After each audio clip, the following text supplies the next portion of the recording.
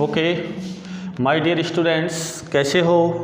मैं योगेश त्यागी, physics lecturer, Tagore शिक्षा समिति के ऑनलाइन प्लेटफॉर्म पर आपका स्वागत और अभिनंदन करता हूं। बच्चों, जैसा कि हम फर्स्ट, सेकंड, थर्ड और फोर्थ चैप्टर कंप्लीट कर चुके हैं, आज हम एक चैप्टर स्टार्ट करते हैं। चैप्टर नंबर 8 होगा अपना। चैप्टर नंबर 8, जिसका नाम होगा ग्रेविटेशन।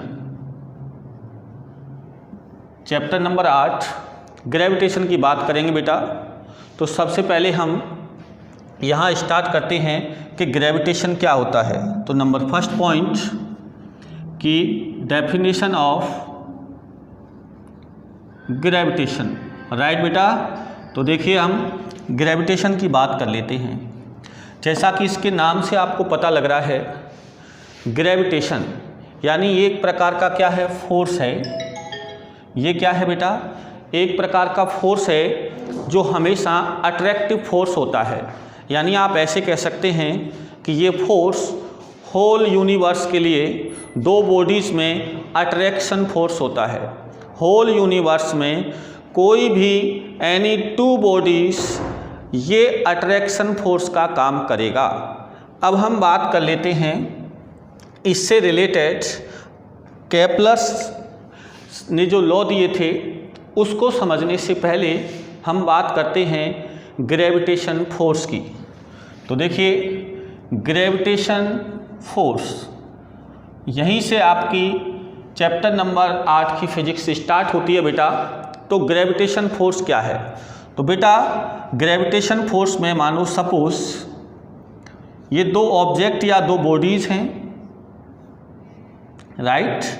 इसका मास है m1, इसका मास कितना है m2, और इन दोनों की बेटा डिस्टेंस कितनी है, स्मॉल r। दोनों के बीच का डिस्टेंस कितना है, स्मॉल r।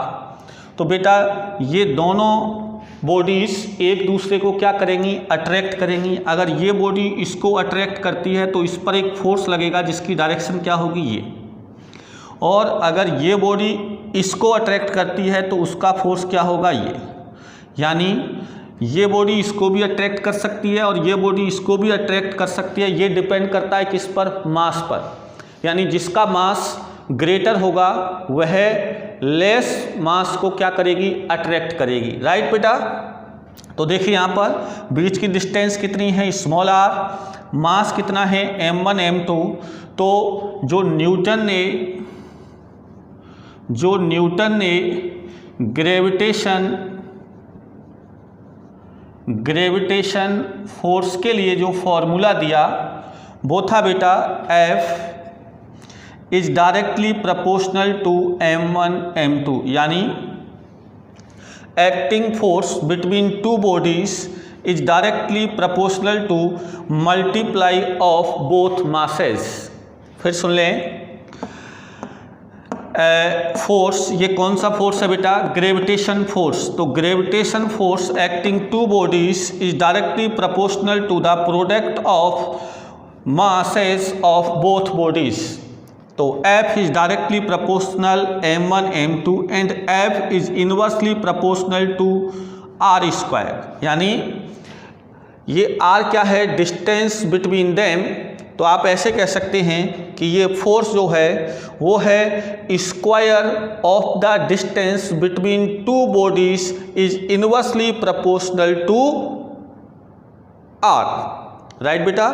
यानी F इज डायरेक्टली proportional to the product of both bodies mass m1 and m2 and also F is inversely proportional to square of the distance between two bodies। तो now equation first and equation second। तो equation first and second को एक साथ लिखेंगे तो ये हो जाएगा बेटा F is proportional m1 m2 and inversely proportional r square। अब इस साइन को हटाएंगे बेटा तो यहाँ आएगा capital G m1 m2 upon r square,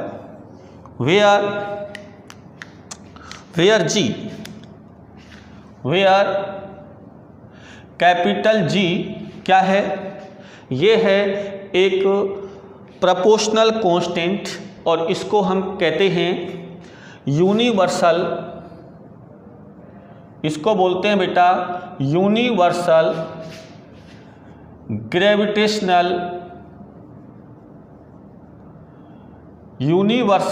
gravitational constant. इसकी वैल्यू होती है G equal to 6.67 ×10⁻⁻11 newton metre square upon kilogram square. बेटा ये यूनिट कैसे आई, तो आप यहाँ से देखिए, आप ध्यान से कि F इक्वल टू क्या है G m1 m2 upon r square, तो ये हो जाएगा F cross multiply r square is equal to G m1 m2, तो capital G equal to F r square upon m1 m2, then unit F यानी force तो newton, R यानी distance यानी metre तो मीटर स्क्वायर, M यानी mass kilogram into kilogram, this is kilogram square, right बेटा। तो इसलिए इसकी यूनिट होगी newton metre square upon kilogram square. अगर इसकी डायमेंशन की बात करें बेटा तो इसका डायमेंशन फॉर्मूला क्या होगा, न्यूटन क्या है बेटा, फोर्स है, और फोर्स की डायमेंशन क्या होती है बेटा m1, आप जानते हो F इज इक्वल टू क्या होता है बेटा ma, तो m यानी मास तो m1, a मीटर पर सेकंड स्क्वायर तो L1t-2, एंड मीटर यानी लेंथ तो L2, किलोग्राम यानी मास यानी m2। इसको सॉल्व करेंगे तो m2 कहाँ जाएगा बेटा ऊपर, तो -2 और ये +1 तो ये हो जाएगा m-1, L1 और 2 ये हो जाएगा L3 and t-2। This is the dimension formula of universal gravitational constant, right बेटा।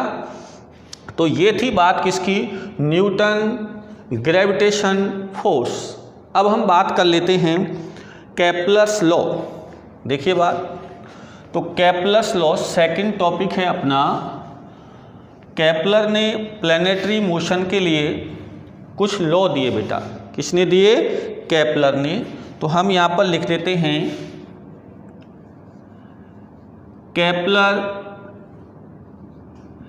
Kepler's law of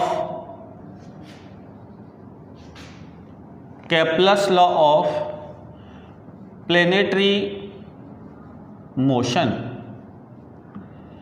Kepler's law of planetary motion, right बेटा।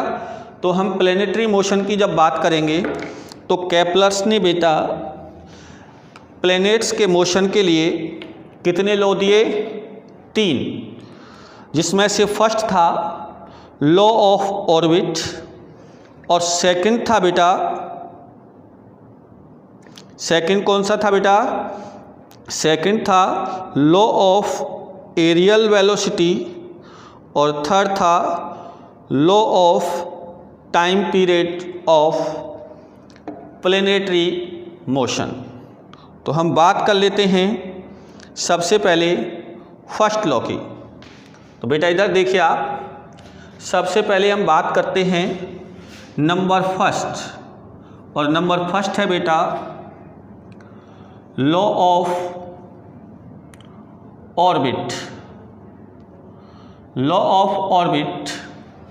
तो बेटा क्या है, आप इस बात को ध्यान से समझिए। सबसे पहले कोई भी प्लेनेट एक एलिप्टिकल पाथ पर क्या करता है बेटा, मोशन करता है। कौन से पाथ पर करता है बेटा? इलिप्टिकल पाथ पर। जैसे सपोज मैंने इसको कह दिया ये है प्लेनेट। क्या है बेटा? ये कोई प्लेनेट है, ये इसकी एक्सिस है। अगर इसका पाथ बेटा कैसा है? इलिप्टिकल है, तो ये क्या कहलाएगी? ये होगी मेजर एक्सिस, राइट बेटा।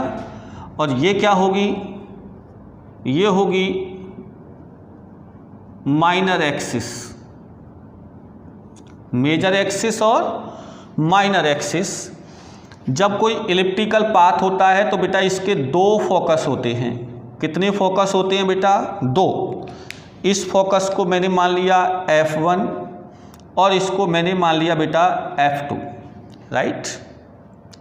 तो ध्यान से समझना बेटा, लॉ ऑफ ऑर्बिट क्या कहता है कि जब कोई प्लेनेट सन के चारों तरफ यानी अराउंड रिवॉल्विंग, जब कोई प्लेनेट्स किसी सन के अराउंड इलिप्टिकल पाथ पर क्या करता है? रिवॉल्व करता है, जबकि सन उसके फोकस पर स्थित होता है। यानी जो सन है वो इस इलिप्टिकल पाथ के कहाँ पर होगा? या तो F1 पर होगा या F2 पर होगा। और प्लेनेट जो है वो एक इलिप्टिकल ऑर्बिट में क्या करेगा? मोशन करेगा। ये क्या है? लॉ ऑफ ऑर्बिट है, राइट बेटा।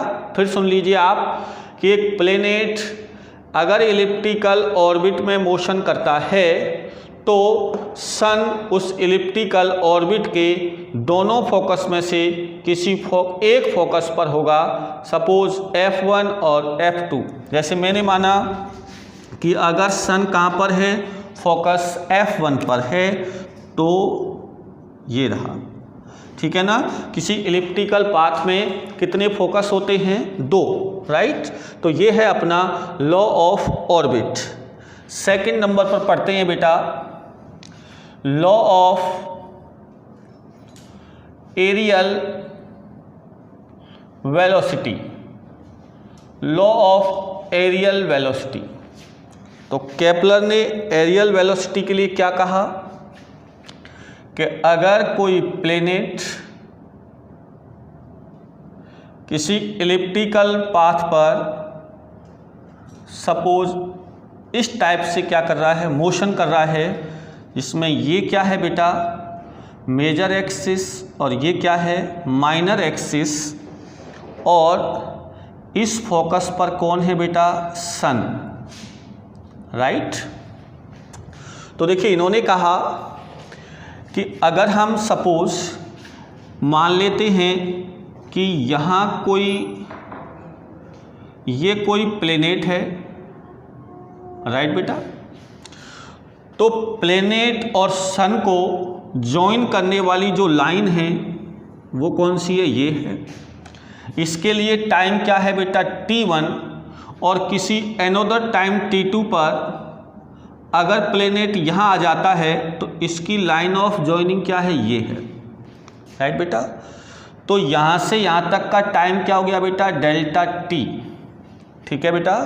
तो ये जो एरिया है इसको आप देखेंगे, और सपोज अगर किसी टाइम पर वो यहाँ है तो इसकी लाइन ऑफ जॉइनिंग क्या है? ये है। और किसी टाइम पर यहाँ है तो इसकी लाइन ऑफ जॉइनिंग क्या है? ये है। तो ये एरिया, राइट बेटा।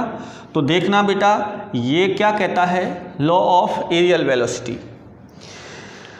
कि अगर कोई प्लेनेट्स किसी इलिप्टिकल पाथ पर मोशन कर रहा है तो उस प्लेनेट और सन की जो लाइन ऑफ जॉइनिंग है वो समान टाइम इंटरवल में या सेम टाइम इंटरवल में क्या करती है?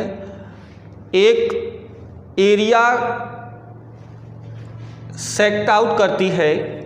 यानी एक एरिया जो आपको मैंने ये लाइन से दिखाया है, ये जो एरिया पास आउट किया है ये दोनों के लिए क्या होगा बेटा? सेम होगा। यानी ये एरिया ये वाला एरिया और ये वाला एरिया दोनों कैसे होंगे, इक्वल होंगे। यानी यहाँ से यहाँ तक का जो टाइम इंटरवल है वही यहाँ से यहाँ तक का क्या होगा बेटा, टाइम इंटरवल, यानी टाइम इंटरवल डेल्टा टी क्या होगा, सेम। तो इस सन और प्लेनेट को ज्वाइन करने वाली line same area pass out करेगी। ऐसा क्यों? क्योंकि जब कोई प्लेनेट्स सन से अवे होता है या दूर होता है बेटा, तो एक होता है कंजर्वेशन ऑफ एंगुलर मोमेंटम, जो आगे पढ़ेंगे आप, कंजर्वेशन ऑफ एंगुलर मोमेंटम, जिसको लिखते हैं अपन L से या लिखते हैं J से, और ये होता है बेटा I ओमेगा, और I इक्वल टू होता है mr स्क्वायर। पढ़ेंगे बेटा आप, टेंशन ना लें इसे। तो देखिए, जिसके लिए R की वैल्यू ज़्यादा होगी उसके लिए I की वैल्यू भी क्या होगी, ज़्यादा। और अगर कंजर्वेटिव ऑफ एंगुलर मोमेंटम की बात करें तो जिसके लिए I ज़्यादा होगा उसके लिए ओमेगा कम होगा, यानी एंगुलर वेलोसिटी कम होगी। तो बेटा ये वाली डिस्टेंस जो है R, ये इस प्लैनेट्स के लिए यहाँ पर क्या है, ज़्यादा है, इसलिए I की वैल्यू ज़्यादा होगी और ओमेगा कम होगा, इसलिए यहाँ से यहाँ तक इसकी वेलोसिटी कम होती है। और जब ये यहाँ आता है तो इसकी वेलोसिटी बढ़ जाती है, यानी डिस्टेंस ज़्यादा होने पर इसकी वेलोसिटी कम है, डिस्टेंस कम होने पर इसकी वेलोसिटी ज़्यादा है, इसलिए उतने ही टाइम इंटरवल में ये यहाँ कम डिस्टेंस कवर कर पाता है जबकि यहाँ ज़्यादा डिस्टेंस कवर कर पाता है, इसलिए दोनों का एरिया कैसा होता है, इक्वल होता है। या आप ऐसे भी कह सकते हैं कि किसी भी प्लैनेट्स के लिए उसकी एरियल वेलोसिटी क्या होती है, कांस्टेंट। एरियल वेलोसिटी का मतलब है उसका एरिया यानी डेल्टा ए और टाइम इंटरवल डेल्टा टी का जो रेशियो है वो क्या होगा, कांस्टेंट होगा, यानी इसको कहते हैं एरियल वेलोसिटी। तो ये जो एरियल वेलोसिटी है वो सेकंड लॉ के हिसाब से क्या होगी, कांस्टेंट होगी। तो आप ऐसे भी कह सकते हैं कि सेम टाइम इंटरवल में जो जॉइनिंग ऑफ लाइन है वो सेम एरिया पास आउट करती है, या ऐसे कह सकते हैं कि जब कोई प्लैनेट्स एक इलिप्टिकल पाथ पर मोशन करता है तो उसकी एरियल वेलोसिटी क्या होती है, कांस्टेंट होती है। तो एरियल वेलोसिटी कांस्टेंट होगी। थर्ड है law of time period. Law of time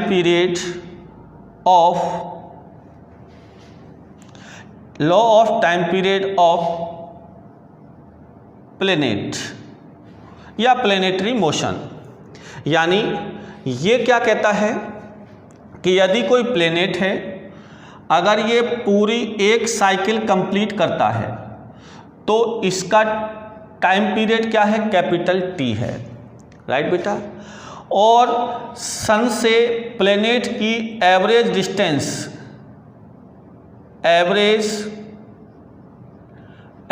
distance suppose हमने मान ली स्मॉल r, राइट बेटा।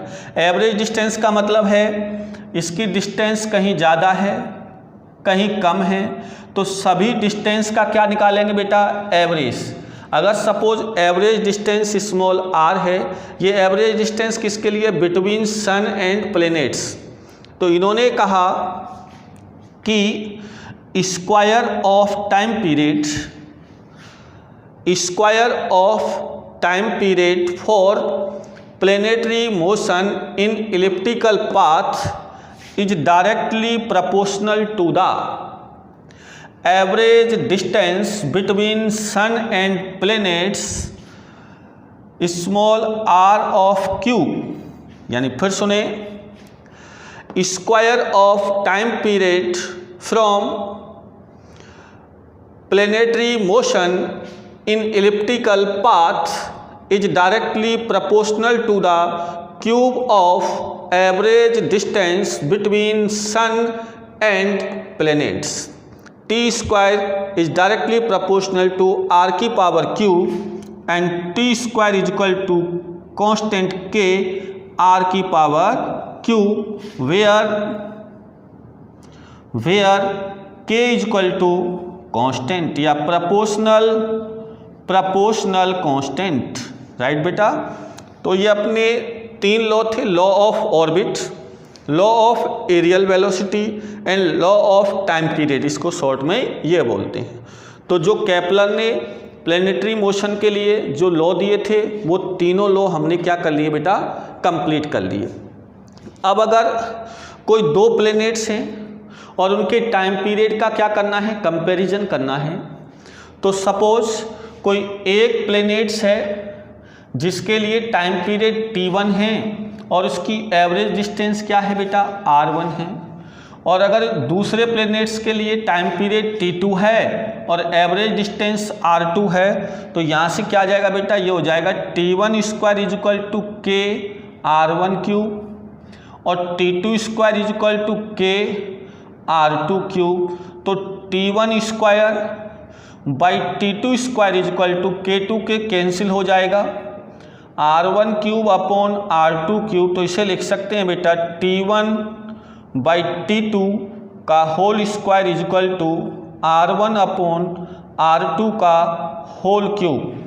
यानी अगर आपको टाइम पीरियड का कंपैरिजन करना है तो आप इस फॉर्मूले का क्या करेंगे, यूज करेंगे। ये कोई 2 प्लैनेट्स के लिए उसके टाइम पीरियड का क्या है बेटा, कंपैरिजन है। अब हम बात करते हैं कि यही थर्ड लॉ, कौन सा लॉ, थर्ड लॉ, क्या इसे हम न्यूटन के ग्रेविटेशनल फोर्स से प्राप्त कर सकते हैं। तो अपन अगली हेडिंग की तरफ बढ़ते हैं बेटा। देखिए क्या है, नोट करने के लिए आपको PDF प्रोवाइड करा देंगे। तो बेटा अपना अगला टॉपिक है कि प्रूफ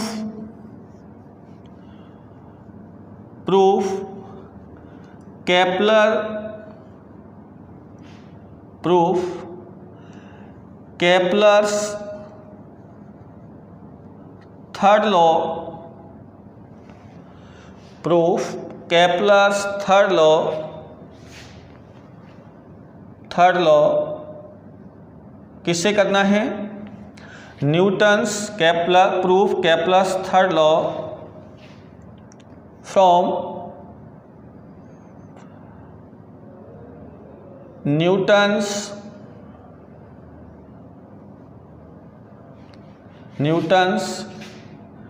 ग्रेविटेशनल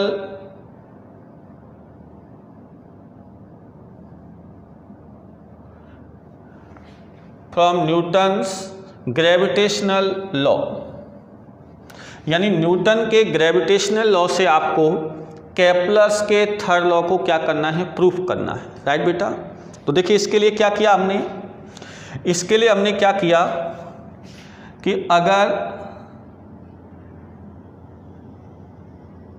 ये क्या है बेटा, ये सपोज ऐसे मान लो, चलो कंप्लीट मान लेते हैं। अगर ये अर्थ है, क्या है, ये अर्थ है और इसका मास कितना है बेटा, कैपिटल M है। इसका मास कितना है बेटा, कैपिटल M है। और यहाँ पर स्मॉल m मास का कोई भी प्लेनेट क्या कर रहा है, मोशन कर रहा है। हमने मान लिया इन सर्कुलर पाथ, राइट बेटा।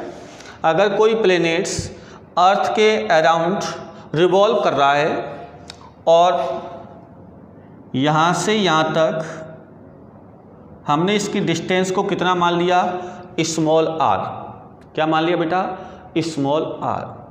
तो देखिए इधर सबसे पहली बात कि इसके लिए किसकी ज़रूरत पड़ेगी आपको, ये बताओ। जब कोई भी ऑब्जेक्ट किसी सर्कुलर पाथ पर मोशन करता है तो उसके लिए क्या ज़रूरी है, सेंट्रीपिटल फोर्स। तो सेंट्रीपिटल फोर्स क्या होगा बेटा, Fc। सेंट्रीपिटल फोर्स होगा बेटा mv² अपॉन r, अगर इसकी लीनियर वेलोसिटी क्या है, v।